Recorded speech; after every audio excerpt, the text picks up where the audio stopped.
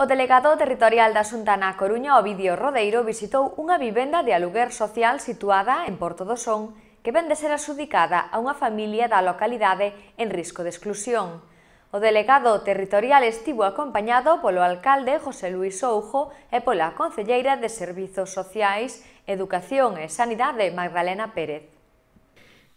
A familia cun menor de idade ao seu cargo fora desafiuzada do piso onde residía por non poder facer fronte ao aluguer de 400 euros ao mes, pasando entón a residir nun inmoble que non reunía as características adecuadas.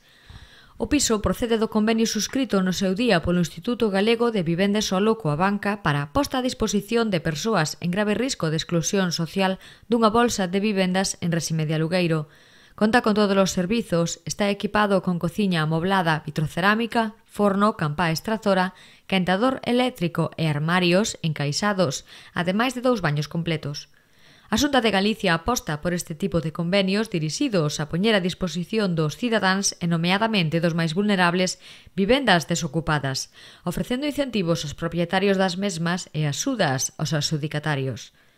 Dende a asinatura dos convenios con a banca e a Saref na provincia da Coruña xa foron adxudicadas 17 vivendas que deron resposta adecuada a outros tantos casos de grave risco de exclusión social.